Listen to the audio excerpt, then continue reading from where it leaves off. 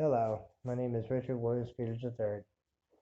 In 2007, after was getting terroristly tortured by terrorist cops, uh, one of the detectives female, who I wish was dead today because she doesn't deserve to be behind a badge. You know, people like me who come from Parsons, Kansas, and Joplin, Missouri, from the Midwest. A lot of us are church-going citizens out in the West. I mean, I was raised around church pretty much when I was 6 and a half to however long I was going. I've always been going to church. I've always liked to go and singing and listening. That was part of everything. I was also very active in sports as a child, and always liked it. Baseball, gymnastics, soccer. Um, what else? Track and field. You know, it was fun. I didn't start up in the martial arts until like 1997 or yeah, 1997. That's when I started into the martial arts with Jonathan Hamilton, who was the instructor for karate, Okinawan karate, I do believe, the martial arts karate school in Concord, California. That was in 2007 after I'd been hired as a security officer for Bank of America, Concord Technology Center from December 12th to about 1998 when I started losing my housing. But anyways, what didn't make sense in 2007 is Elena Bernal would come here almost all the time out of nowhere.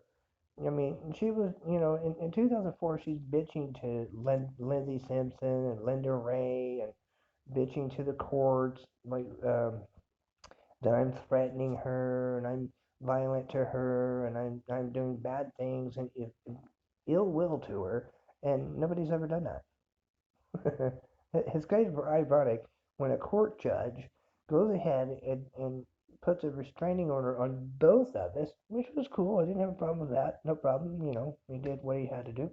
So, anyways, I went ahead and did this, and I'm sitting here trying to look for work and trying to, understand why it is that people are so hateful to good people who are very nice. I'm the type of man who, if you have a flat tire, I'll stop and say, "Hey, can I help you with your flat tire?" Or do you need any help? That's just the kind of person I am. We Kansas people are like that. I mean, we get a lot of snowstorms in Kansas, so therefore, we're automatically taught to be kind to people and taught to help people who need help. Like if they're stuck in a ditch, oh, I got a truck. Let's pull that car right out of there. You okay? You need paramedics. That's just who we are. You know, this detective in Starbucks on January 13th, out of nowhere, three cops come in and they're just like fucking all over the shit. It's like, what the fuck? Personally, I should have actually had a pipe bomb right there and gave the cops two options. One, go fuck yourself and show some evidence that I was in the bathroom with other boys, or get yourself killed. Because I'm not going to be terrorized by police. I'm just not going to. I'm not going to put up with it. People like me are very simple-minded people. We don't go around beating on women. We don't go around hunting for little girls or hunting for little boys. People like me, we don't do that. We don't need to. I'm earning a paycheck right here. Oh my God, I had a full-time job. That's really suspicious. People are fucking stupid. But anyways, I worked here 2007. I finally landed this job here. And I worked here, worked here, worked here. This was after Lindsey Simpson, Linda Ray, and had savagely destroyed my reputation, destroyed everything that I had. I mean, there's nothing wrong with a person getting a job and leaving a child with her mother. There's nothing wrong with that. It's not even illegal. Now, you can tell by the way that the legal system in California, here in Concord, they don't give a shit about anything. They really don't. Like I said in my other videos, government begs for a bloodbath in their street. They want the streets painted red, because that's why they automatically just shoot people out of nowhere. It's like, what the fuck is going on? Nobody knows what the government is aiming for. They say they want to fight crime, but they're not fighting crime. They're committing crimes. It makes no sense. I mean, I'm sitting here.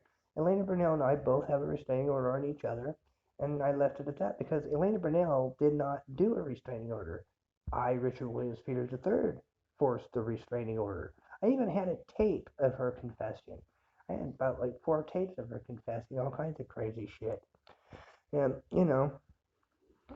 the government ignored the recording of the disc that I had made to verify the factors that I was being victimized by Elena Bernal. Now, Elena Bernal has made it very clear I could talk until I blew in the face. Okay, well, I'm going to let my videos do the talking, and I'll just sit here quietly in the Philippines and enjoy my life. But I will keep going until I find a way to force California to pay $2.5 million fucking dollars. Because me, I don't do crime. Don't have to, don't need to. Already know that I have a clean record. I already know that my juvenile records were sealed and I didn't have any criminal actions there, and there was there was nothing there. And, you got Linda Ray, African American woman, about 6 foot, thinking she's just Congo. No, I should have. If I were violent, I should have taken a gun and just shot the bitch right in the fucking head because the bitch was lying and the bitch was a fucking dumbass. Never was I involved in drugs. I was in a clean and sober house in 2 different places: Brentwood, California, and Concord, Grant Street. 2 clean and sober houses. See, people in those clean and sober houses, they think they have the right to control me. Absolutely not tolerated. Won't let it happen. Yeah. People think they have the right to control me. No, I'm not going to let that happen. Absolutely not. I have no criminal priors. I have no parole priors, no probation priors. So what is it that the cops see and are obsessed with me for?